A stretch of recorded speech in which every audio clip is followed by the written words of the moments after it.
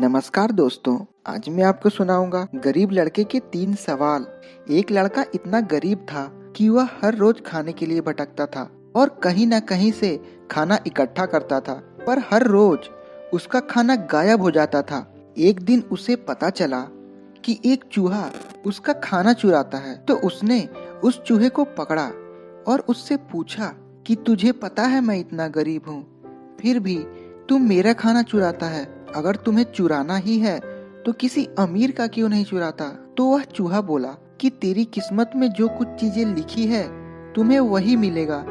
भले तू कितनी भी कोशिश कर ले, भले तू कितना भी धन इकट्ठा कर ले, उसे अपने पास नहीं रख सकता। यह जानकर लड़के को बहुत आश्चर्य हुआ कि ऐसा कैसे हो सकता है। तो चूहे ने कहा कि अगर तुझे जानना ही है कि तेरी किस्मत में क्या लिखा है तो भगवान बुद्ध के पास जाना पड़ेगा। वही तुम्हें बता सकते हैं कि तुम्हारी किस्मत में क्या है। इसलिए वह लड़का भगवान बुद्ध से मिलने के लिए निकल पड़ा। चलते चलते बहुत रात हो गई थी, इसलिए रास्ते में उसे एक हवेली दिखी। उसने उस घर वालों से एक रात रहने के लिए इजाजत मांगी। उसे इजाजत मिल भी गई। हवेली वालों ने लड़के से पूछा कि वो इतनी रात को कहाँ जा रहा है। तो उसने कहा कि मैं बुद्ध के पास जा रहा हूँ, अपनी किस्मत के बारे में पूछने के लिए। तो हवेली वालों ने कहा कि क्या तुम भगवान बुद्ध से हमारा भी एक सवाल पूछोगे? हमारी एक 21 साल की लड़की है जो बोल नहीं सकती है, तो हम क्या करें जिससे इसकी आवाज वापस आ जाए? उस लड़के ने कहा, जरूर पूछूंगा आपका यह सवाल। और उसने उनको धन्यवाद कहा और सुबह वहां से निकल पड़ा। आगे रास्ते में बहुत बड़े बड़े बर्फ के पहाड़ थे। वह बड़ी मुश्किल से पहाड़ पर चढ़ा और उसे वहाँ एक जादूगर मिला। उसने उस लड़के से पूछा कि वह कहाँ जा रहा है। तो उसने कहा, भगवान बुद्ध के पास जा रहा हूँ, अपनी किस्मत के बारे में पूछने के लिए। तो जादूगर ने कहा कि क्या तुम भगवान बुद्ध से मेरा भी यह सवाल पूछोगे? मैं हजारों सालों से तपस्या कर रहा हूँ ताकि मैं स्वर्ग जा सकूं, और मेरे हिसाब से अब तक तो मुझे स्वर्ग में चले जाना चाहिए था, तो मैं स्वर्ग में जाने के लिए क्या करूं? लड़के ने कहा कि ठीक है, मैं आपका सवाल बुद्ध से जरूर पूछूंगा। उस जादूगर के पास एक छड़ी थी। वह उस छड़ी की मदद से उस लड़के को बर्फ के पहाड़ के उस पार पहुंचा दिया। जब वह आगे बढ़ा तो उसके सामने बहुत बड़ी चुनौती थी। वहाँ बहुत बड़ी नदी थी जो वह खुद पार नहीं कर सकता था। तभी उसकी मुलाकात विशालकाय कछुए से हुई। कछुआ उसे लेकर जाने के लिए तैयार हो गया। फिर कछुए ने भी उससे वही सवाल पूछा, तुम कहाँ जा रहे हो? तो उसने सब बताया। तो कछुए ने भी एक सवाल पूछने के लिए कहा, मैं 400 सालों से ड्रैगन बनने की कोशिश कर रहा हूँ, पर अभी तक बन नहीं पाया, तो मैं ऐसा क्या करूँ जिससे मैं ड्रैगन बन जाऊँ? लड़के ने कहा, मैं आपका सवाल जरूर पूछूंगा। कछुए ने लड़के को अपनी पीठ पर बिठाकर नदी के उस पार पहुँचाया। आखिरकार लड़का भगवान बुद्ध के पास पहुँच गया। वहाँ बहुत सारे लोग थे। बुद्ध ने कहा, एक व्यक्ति के केवल 3 सवालों के जवाब दूंगा। लड़का परेशान हो गया क्योंकि उसे तो 4 सवाल पूछने थे।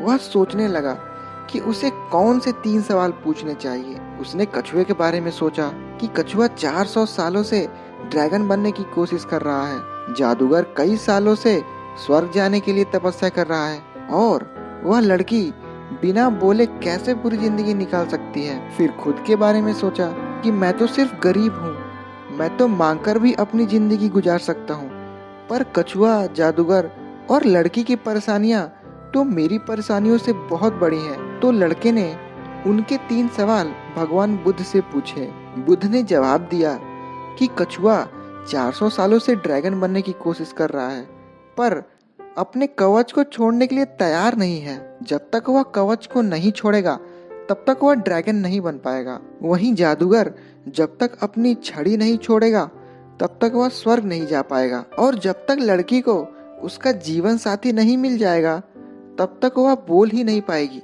यह सब सुनकर लड़का वापस कछुए के पास आया और उसे सब कुछ बताया। तो कछुए ने अपना कवच निकाल दिया। वह जैसे ही कवच निकाला, उसमें से कीमती मोती निकले। वह मोती कछुए ने लड़के को दे दिए और वह ड्रैगन बन गया। फिर जादूगर के पास गया और सारी बात बताई।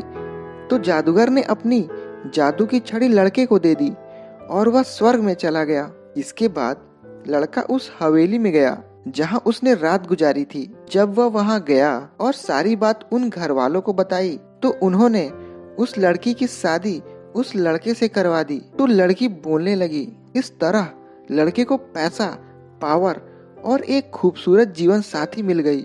जीवन में कुछ पाने के लिए कुछ देना पड़ता है। जब जादूगर ने छड़ी दी तो उसे स्वर्ग मिल गया।